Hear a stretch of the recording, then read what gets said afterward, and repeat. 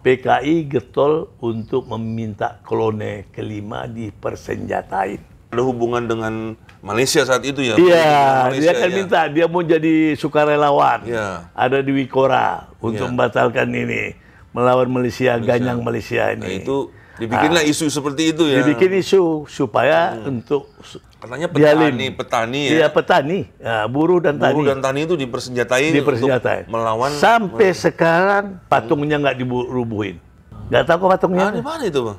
Patung Pak Tani di depan Area Duta. Itu tuh. Itu patung tahun 64 dan dibuat tahun 65-an kalau nggak salah, itu patungnya PKI itu. Buruh dan tani. Dipersenjatai ya, itu ya, simbolnya itu. Memberikan itu, mungkin peluru itu, Bang. Ya. Jadi karena ini untuk menghadapi, dia kata untuk menghadapi Malaysia. Tetapi itu yang ditantang oleh Yani. Yani tidak suka, Nasution tidak suka. Ahmad Yani saat itu udah jadi pangat ya? Iya, Menteri Pangat. Menteri Pangat ya. Menteri Pangat. Pak Nasution nggak salah saya Menko. Menko-nya. Menko nggak salah saya itu. Jadi itu jenderal memang sudah keras juga melawan. Oh iya, ini udah keras. Nggak mau, berarti kan berhadapan dengan dia. Iya. Tentara. Membangun Angkatan Darat kan. Jadi itulah makanya Yani itu harus dibunuh sama PKI. Selamat sore rekan-rekan yang ikut serta perkembangan politik di Indonesia maupun kehidupan sosial di Indonesia yang sering timbul dalam pembahasan-pembahasan di setiap perkumpulan grup WA maupun yang ada dialog-dialog di beberapa tempat. Nah, sore ini kita pengen bicara langsung dengan abang kita, Bang Asrul, dan akan menyinggung beberapa hal yang berkembang saat ini seperti Perpres 17 ya Bang ya. Kemudian apa dari maksud dari keluarkan Perpres 17 tersebut. Langsung saja kita akan bicara juga ke Bang Asrul ini tentang apa sih yang dialami pada masa-masa dulu itu ketika berkembangnya paham komunisme di Indonesia. Gitu ya Bang ya? Boleh. Ini sebelumnya mohon maaf nih Bang. Ya. Saya minta waktunya untuk Abang menjelaskan supaya rekan-rekan di IKB maupun di khalayak umum mengerti sebenarnya posisinya yang Abang rasakan tuh seperti apa itu dulu itu Bang. Baik. Assalamualaikum warahmatullahi wabarakatuh. Waalaikumsalam warahmatullahi wabarakatuh. Audiens dan para teman-teman dan rekan-rekan serta milenial yang ada di Indonesia ini, anak bangsa, di mana banyak kekeliruan terhadap penyimpangan-penyimpangan oleh sejarah. Saya itu lahirnya tahun 1945. Tahun 56 saja saya sudah mengalami penipuan oleh seorang tokoh Gerwani di kota Medan. Apa yang ditipu oleh tokoh Gerwani tersebut? Kami di suatu kecamatan itu, di kota Medan itu, ditipu oleh tokoh Gerwani akan diberi tanah 5.000 meter. Oh. Tahun 56, jadi 56, saya itu umur berapa baru itu? Berarti saya itu kalau istilah 55, 10, 11 tahun. 11 tahun ya Bang ya? Masih SD. Masih SD. Jadi seorang tokoh Gerwani itu mengatakan ada tanah yang mau dibagi-bagi. Kepada masyarakat? Masyarakat. Yaitu tanah perkebunan Tanjung Merawa. Oh. Tanah perkebunan Tanjung Merawa itu perkebunan tembakau. Dibagi-bagi, satu keluarga dapat 5.000 meter masing-masing, bawa, tapi bayar uang sama dia. Oh. Tokoh Gerwani ini mencari uang, bawalah tali, bawalah pacul, segala macam, golok, pergilah ke sana. Berapa mobil diatur oleh Gerwani. Padahal dia kan pemenang pemilu. Nomor 4. Gerwani. Gerwani ya? PKI. Oh, PKI, itu PKI. pemenang Di pemilu. lokasi Abang ya? Apa Ya, di secara Indonesia, keseluruhan? di Oh, Indonesia kan Oh iya. nomor 4. Oh iya, betul. Pertama Masumi, Masumi. kedua PNI, PNI. ketiga NU, keempat NU ya, PKI. PKI ya. Ya. Jadi di situ kita dikibulin, nyari pembohong lah dikibulin. Udah patok-patok, kasih duit sama dia, orang tua saya berdua sama orang tua saya. Masing-masing ada bawa anaknya. Sedang matok-matok begitu, kan moto PKI ini sama rata, sama rasa. Sama rasa, ya. Jadi tanah ini milik bangsa Indonesia. Jadi milik kita katanya. Nggak ada PTP itu tidak ada. Oh, menurut si oknum ini, ya. Bukan oknum, Ketua Gerwani. Ketua Gerwani ya? Oh. Ya, Ketua Gerwani ini itu tuh adalah ibunya Bustanul Haripin. Oh. Menteri Koperasi. Saya sebut aja lah sekarang. Iya. Udah meninggal dia kan? Nah, supaya cucu-cucunya juga tahu. Iya. Yang ada di Jakarta nih. Oh gitu. Nah, supaya kalian tahu aja. Kenal lah saya semuanya tuh. Keluarganya. Jadi abis kita matok-matok, kita ditangkap oleh polisi Polres Tanjung Merawa. Dibawa digiring. Masyarakat yang matok-matok itu? Iya. Umur 11 saya sama ibu saya. Di situ sudah ada, kalau mau ingin keluar, bayar duit. Itu tahun segitu, saya umur 11 tahun sudah ada polisi. Bayar duit. Kalau mau keluar. Kita kan nggak tahu. Ini kan, ibu saya kan tahu lah sekolahnya aja madrasah kelas 3.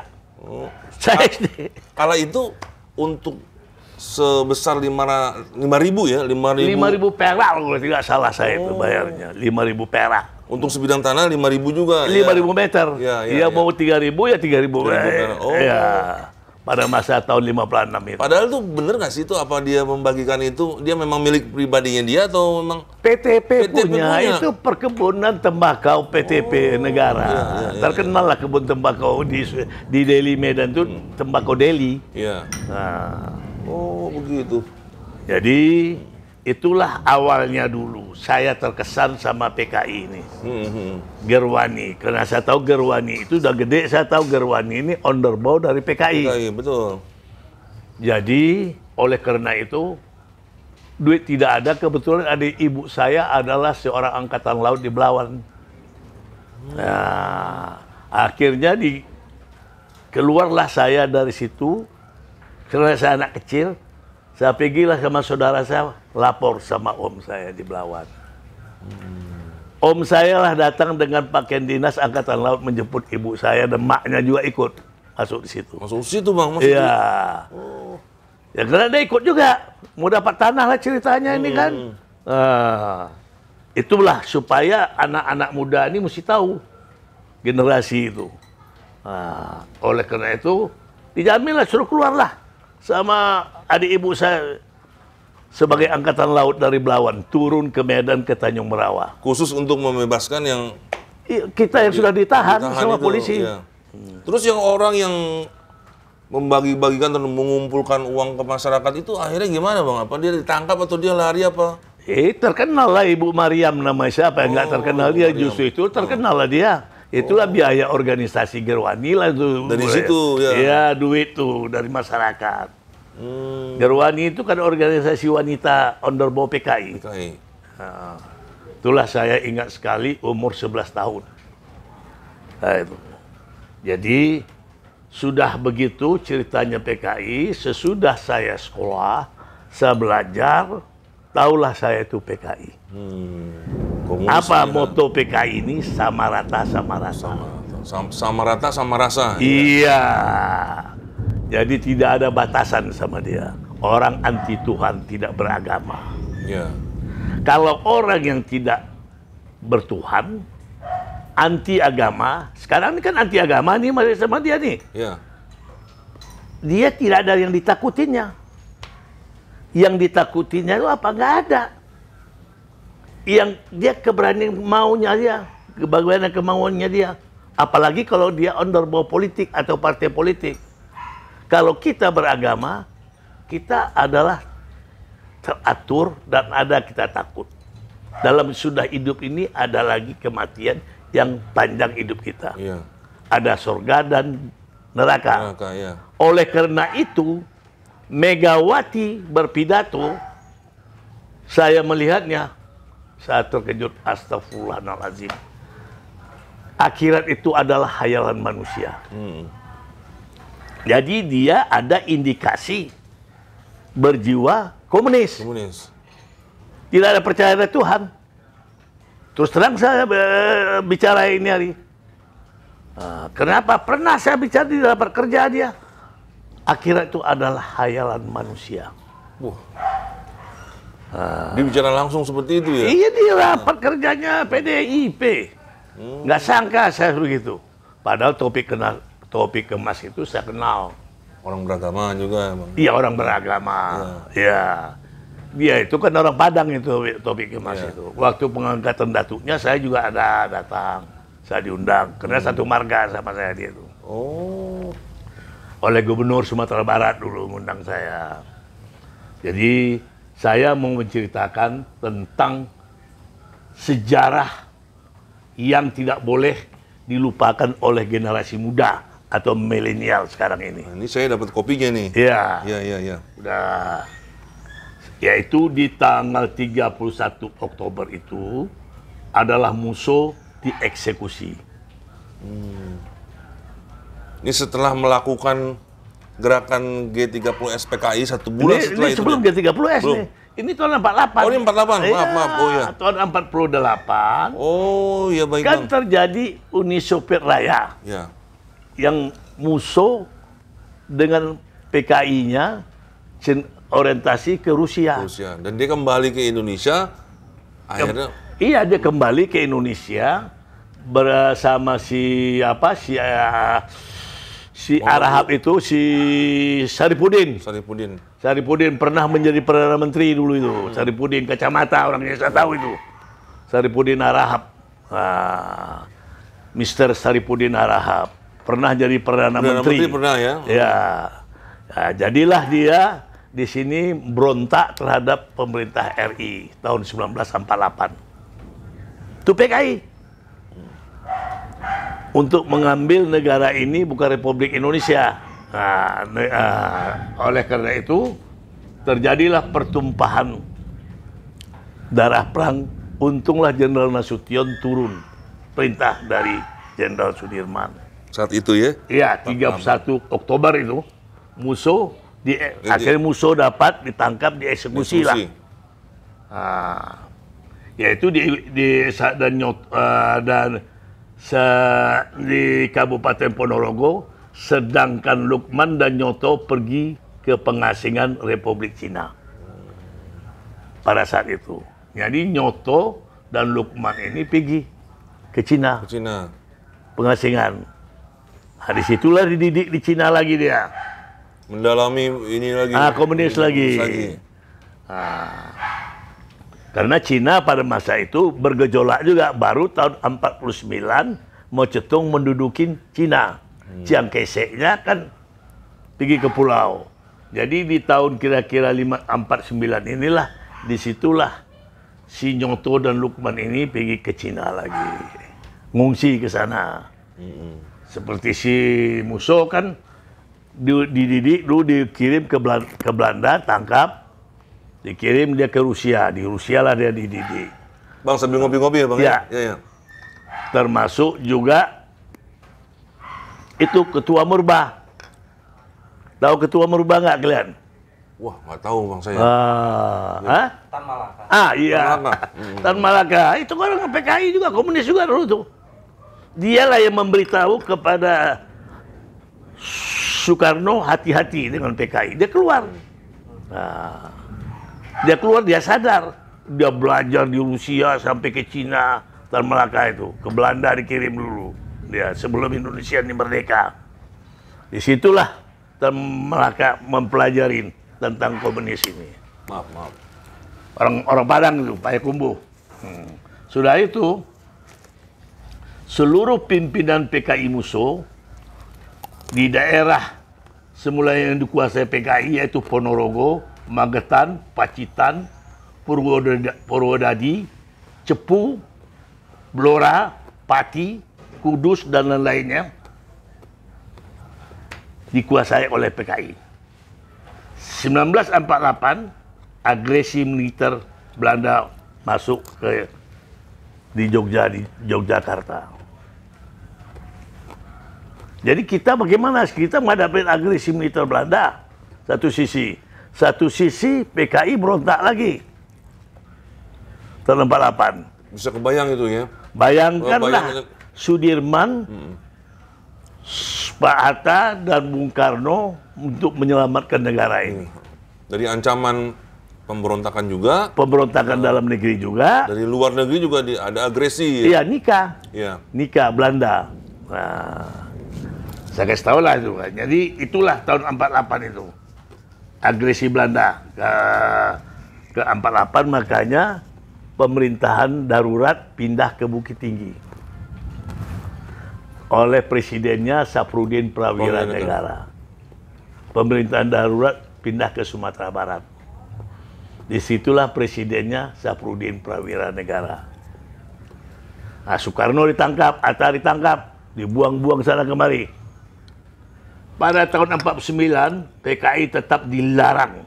Sebagai tahun 49 dilakukanlah rekonstruksi PKI yang tetap tumbuh kembang hingga tahun 1965.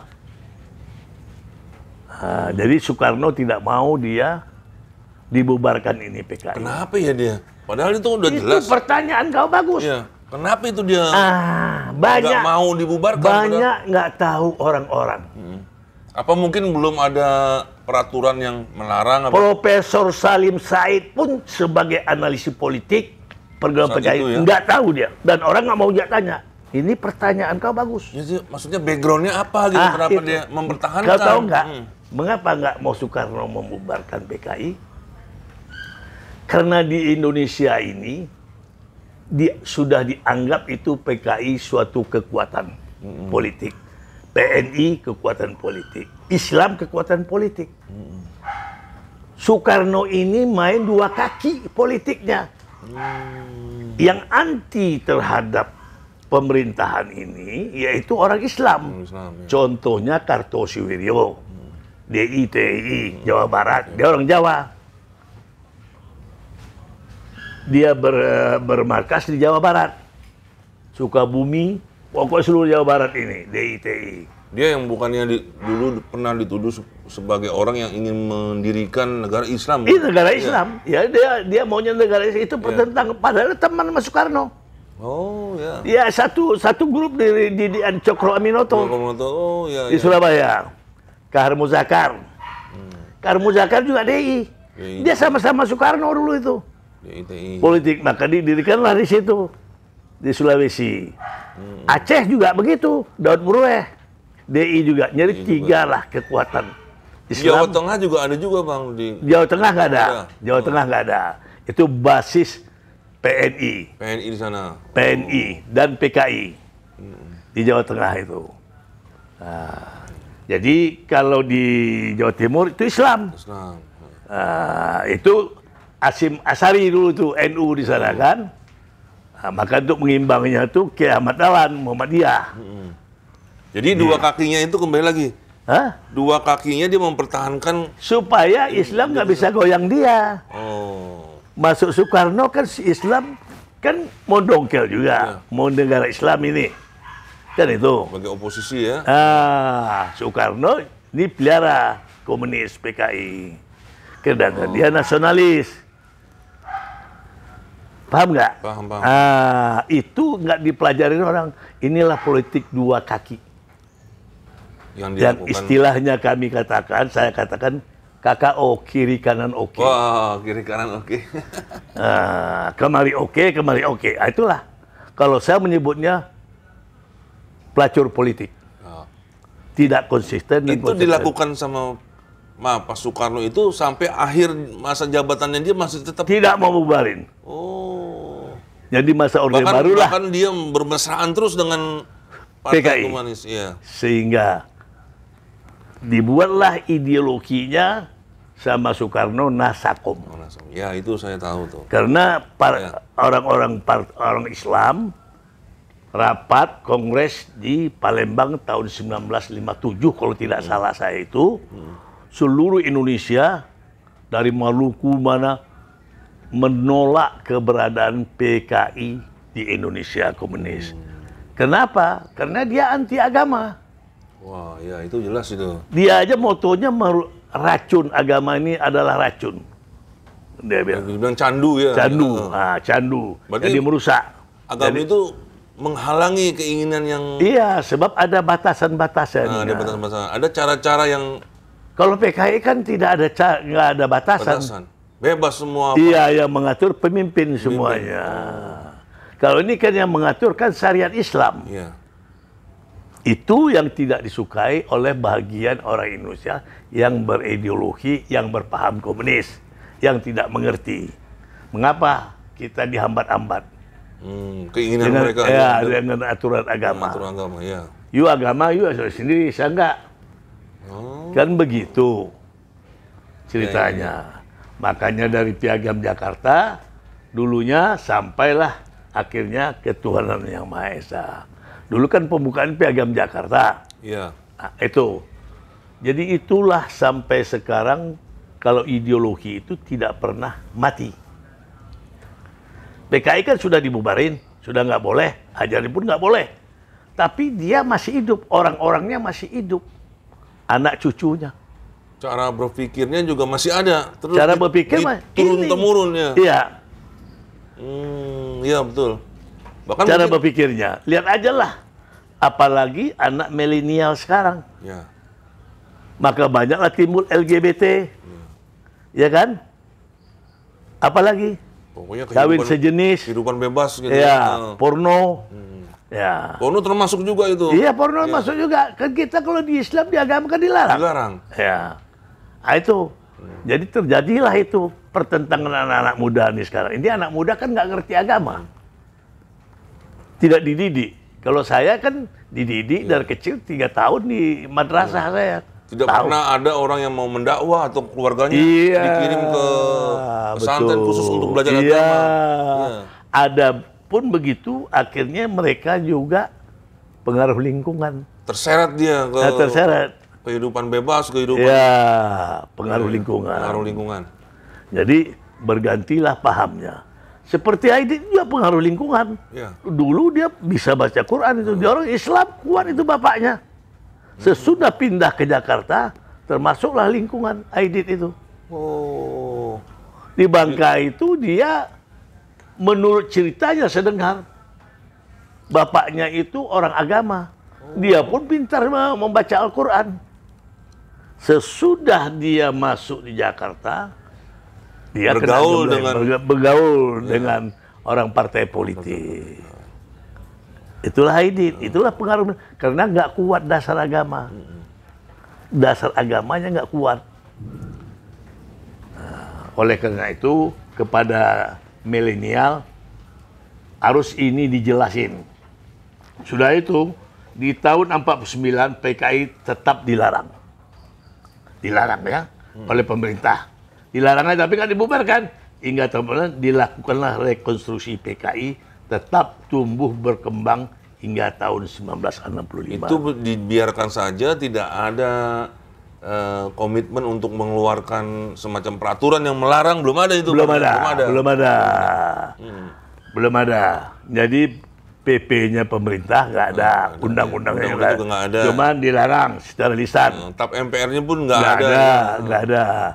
Karena kita pada masa itu masih keadaan goyang. Iya. Nah, jadi Soekarno memanfaatkan ini karena dia adalah diangkat presiden seumur hidup. Oh gitu. Apa itu emang keinginan dari dirinya dia sendiri? Keinginan dari dirinya yang mengangkat itu adalah Khairul Saleh, seorang pimpinan Partai Murba.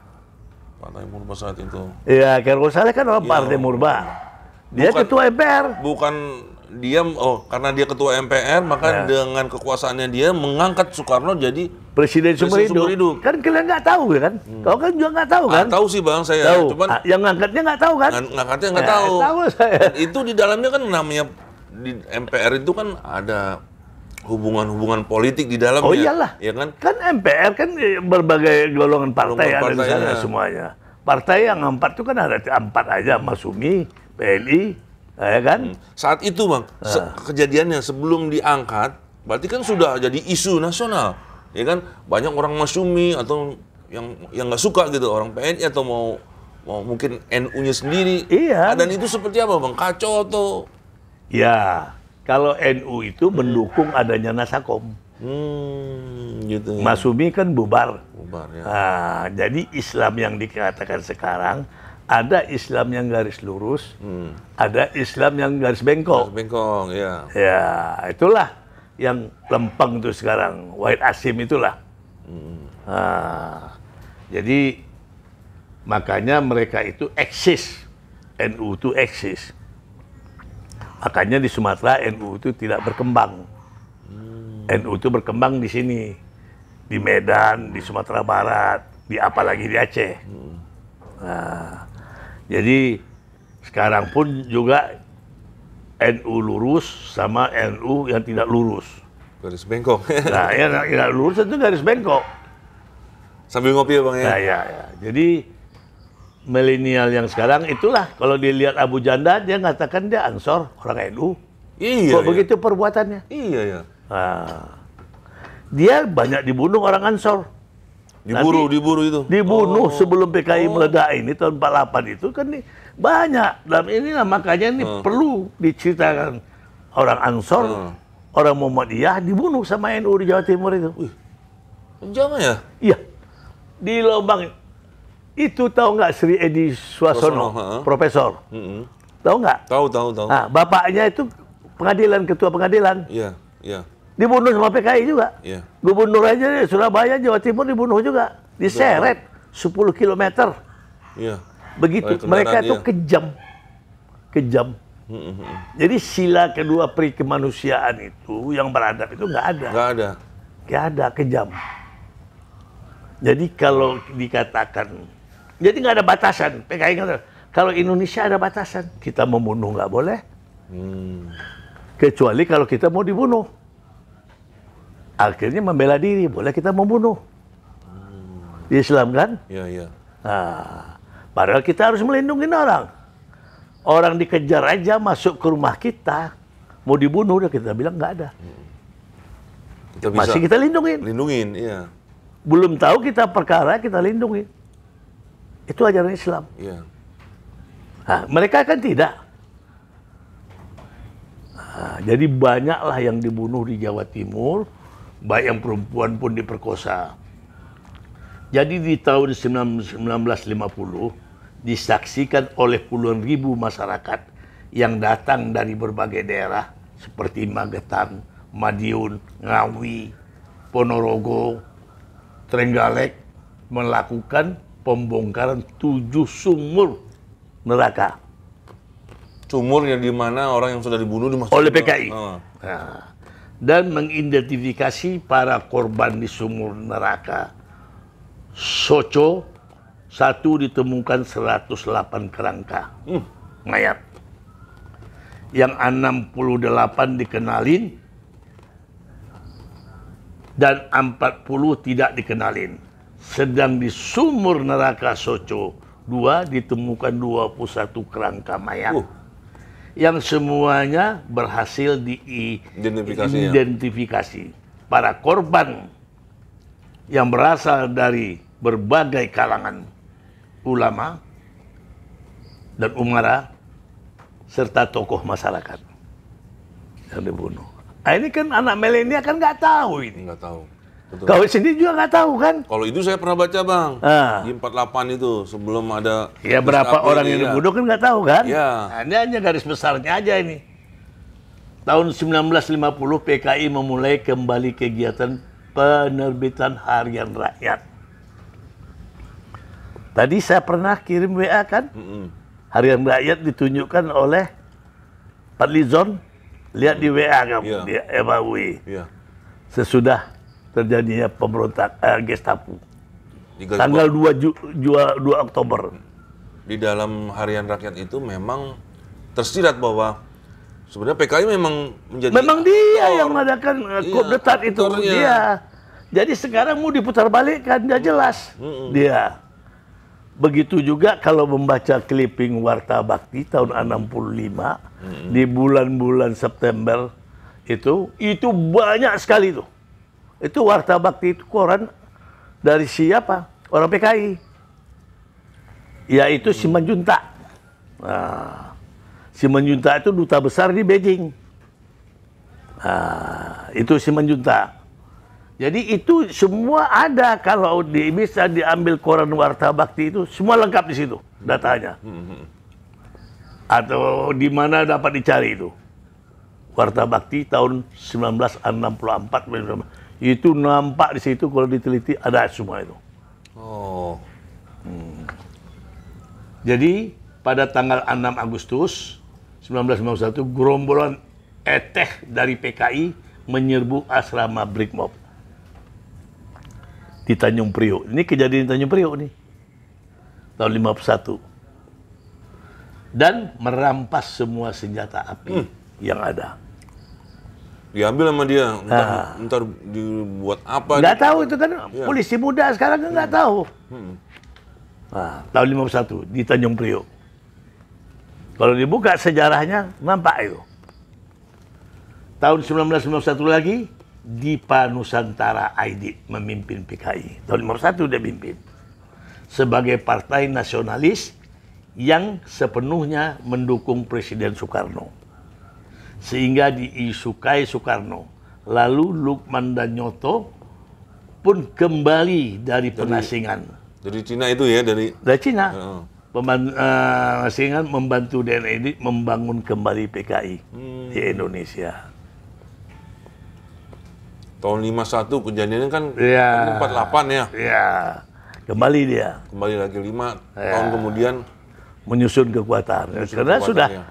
dia udah duduk di parlemen. Tahun 55 udah duduk. Dan nomor 4 dia.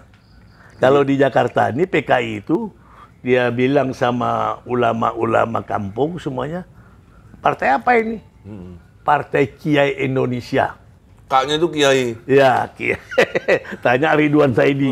Tahu dia itu, Partai Kiai. Saya tahu juga itu. Jadi orang-orang, oh tusuk aja Partai Kiai. Orang-orang Betawi. Taunya komunis. Iya.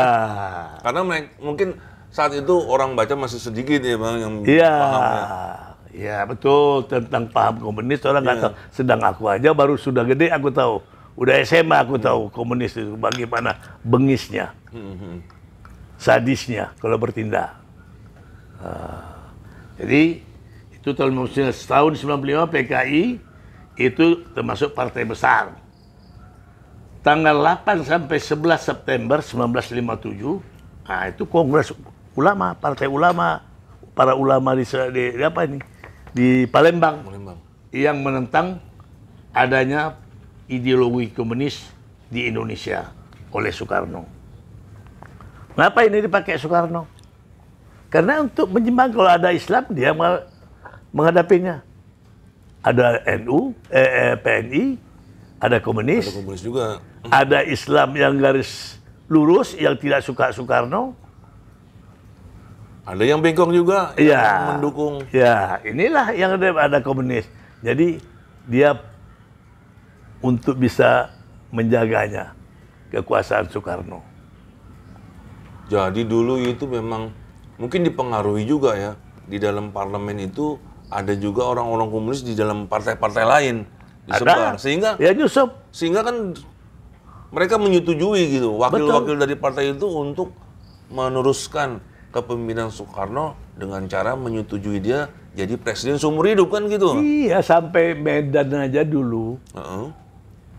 Orang NU didukung oleh orang PKI untuk menjadi wali kota. Heboh kita di Medan tahun 60-an dulu.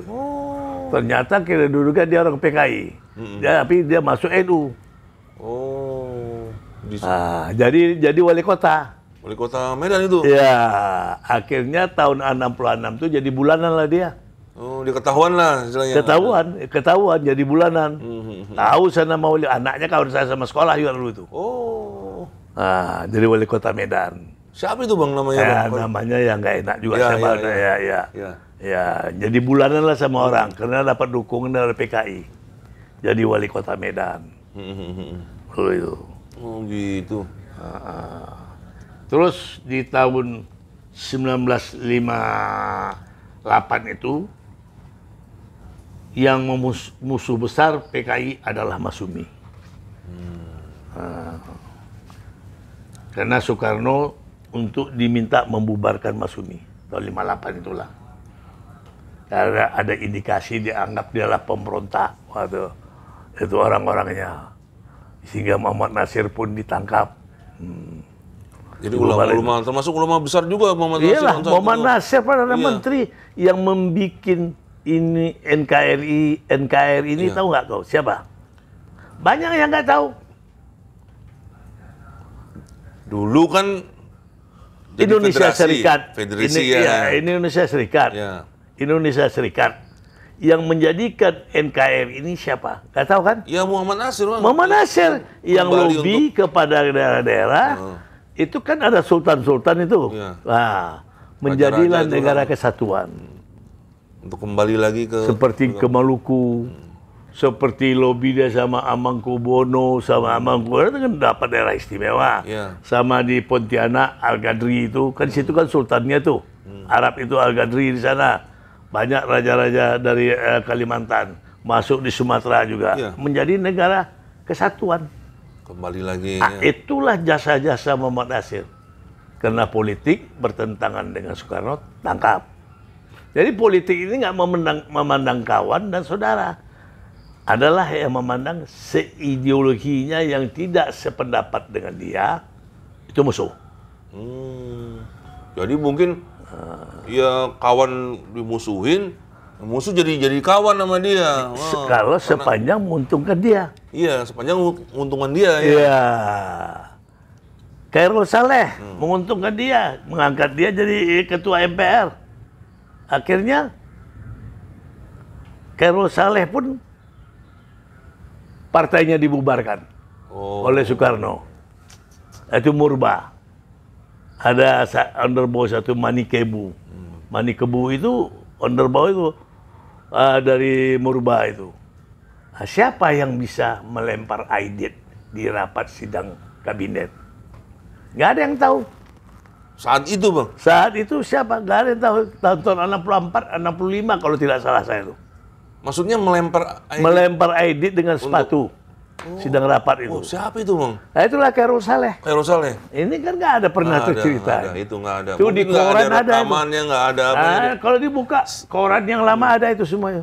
Berarti Khairul Saleh nggak suka dengan pemikiran aidit sehingga sampai di dalam rapat itu dia melempar sepatu. Dibuka sepatunya di sidang rapat. Karena dilempar aidit sama Khairul Saleh. Itu belum pernah diangkat itu. Nggak pernah. Iya. Nggak pernah.